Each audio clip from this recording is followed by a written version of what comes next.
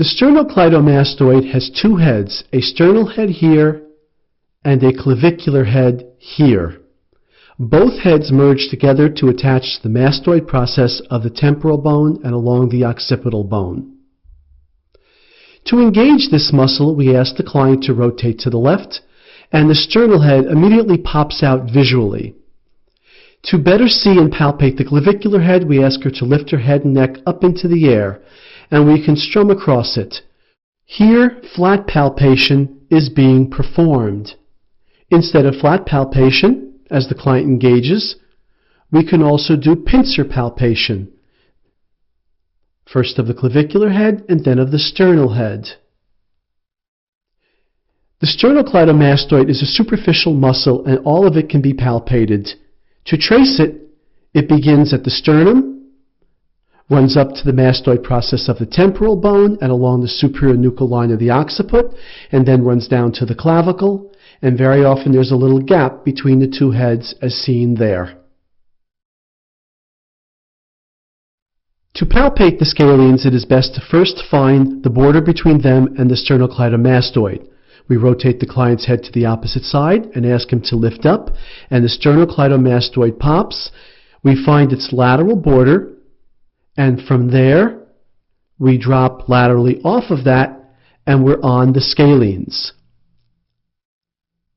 To engage them, we ask the client to take short, quick breaths through the nose, and we can feel the contraction of the scalenes. We now palpate them within the posterior triangle of the neck by strumming perpendicularly across them. There are three scalene muscles, all located within the posterior triangle. Here is the anterior scalene, which attaches from the first rib to the transverse processes of C3 through C6. Much of the anterior scalene is deep to the sternocleidomastoid. The largest, the middle scalene, is located here, and it attaches from the first rib to the transverse processes of C2 through C7. The posterior scalene, which is the smallest of the three, attaching from the second rib to the transverse processes of C5 through C7, is very challenging to palpate. To now palpate the transverse process attachments of the scalenes where they're deep to the sternocleidomastoid, we need to slacken the sternocleidomastoid by doing same-side lateral flexion. We can now push in under the sternocleidomastoid by asking the client to take short, quick breaths through the nose to engage the scalenes, and we can now palpate their transverse process attachments. The scalenes are superficial within the posterior triangle of the neck. The posterior triangle is bordered by the sternocleidomastoid, upper trapezius, and the clavicle. And here are the scalenes in the posterior triangle.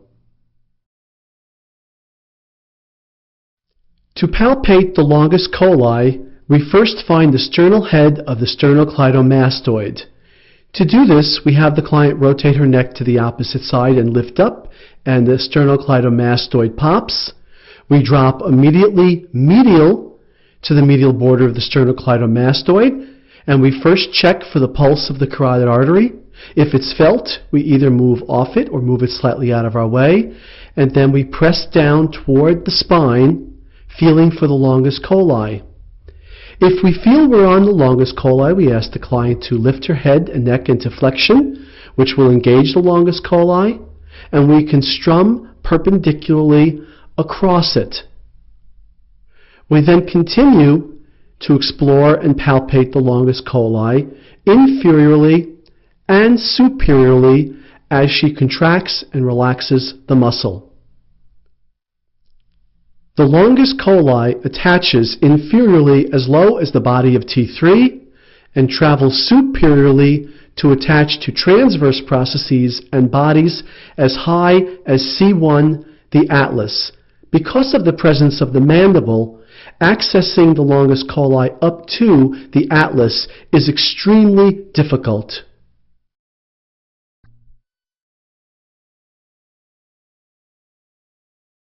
The hyoid group is a group of 8 muscles located in the anterior neck, 4 infrahyoids and 4 suprahyoids. To palpate these muscles, we first locate the hyoid bone, which is the first hard palpable structure inferior to the mandible. We begin palpating this group by palpating the infrahyoids below the hyoid bone.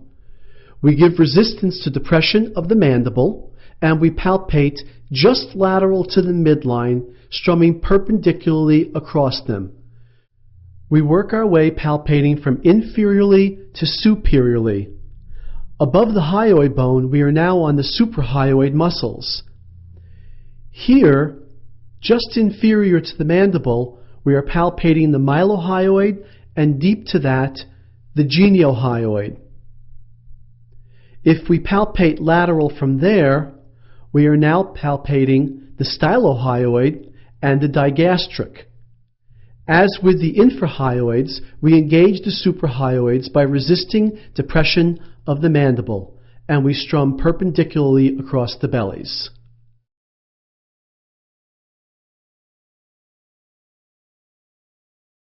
The upper trapezius is superficial in the midline of the posterior neck.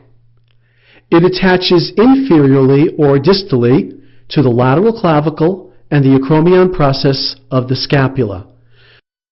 From there, it runs superiorly to attach to the spinous process of C7, the entire nuchal ligament of the neck, and the external occipital protuberance and medial 1/3 of the superior nuchal line of the occiput. When the upper trapezius is relaxed, we can often find its superior border by pinching it away from the adjacent musculature as we see here. To engage the upper trapezius in the seated position, we contralaterally rotate the client's head and neck and then ask the client to extend back against our resistance, and we strum perpendicularly across it. We continue palpating the entirety of the upper trapezius as the client alternately contracts and relaxes the muscle.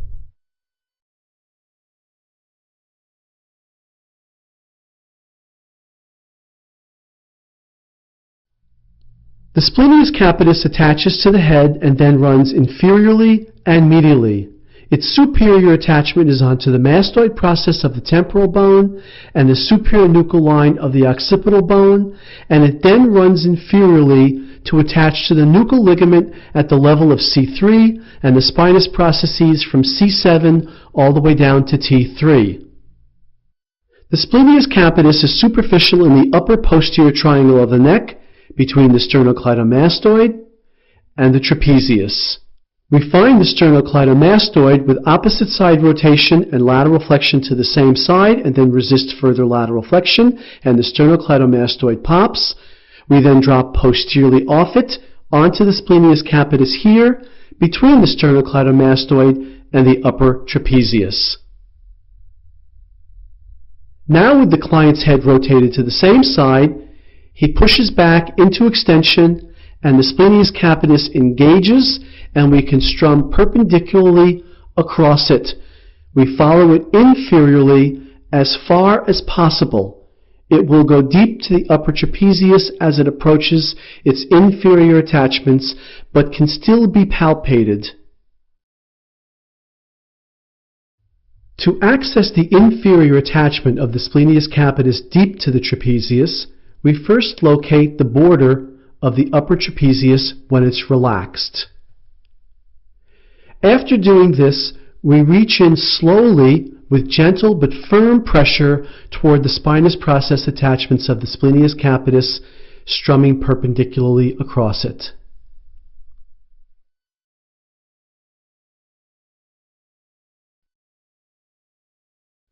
The semispinalis capitis, the largest muscle in the neck, is deep to the upper trapezius.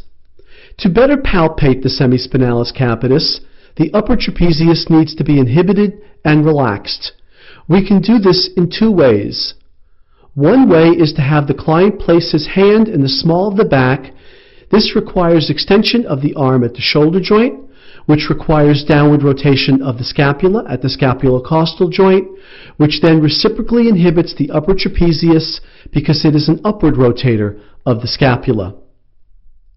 The second way is to ipsilaterally rotate the client's head and neck to the right side here because we are palpating the right semispinalis capitis.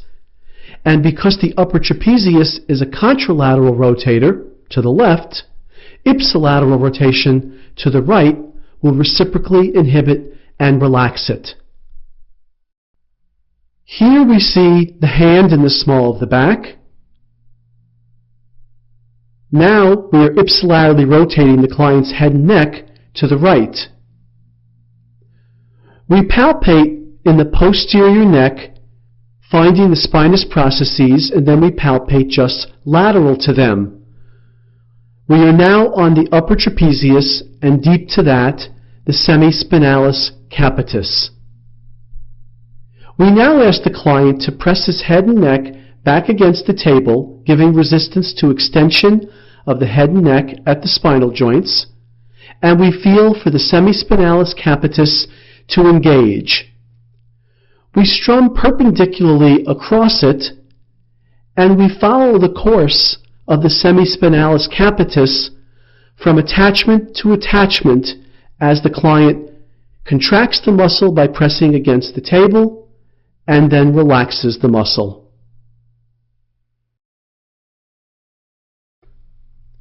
The suboccipital group is composed of 4 deep muscles in the upper neck that attach between C2, C1, and the head.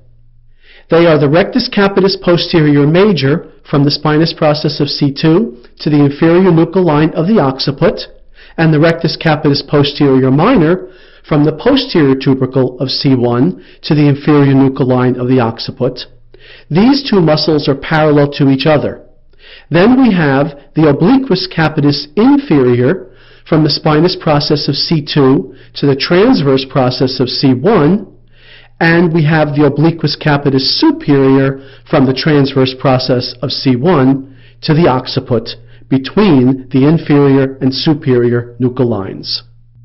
Let's look from the posterior view to better see the bony attachments of these muscles. There's the spinous process of C2, and rectus capitis posterior major goes from there to the inferior nuchal line of the occiput, and we can strum perpendicularly across it to palpate this muscle. We usually do this when the muscle is relaxed.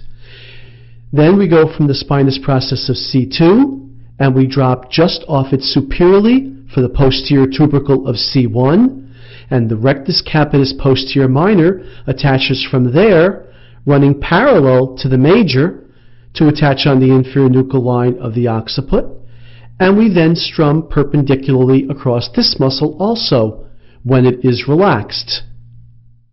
To palpate the obliquus capitis inferior, we start on the spinous process of C2 again, and we trace a line to the transverse process of C1, and then we strum perpendicular across that line, palpating from the spinous process of C2 to the transverse process of C1.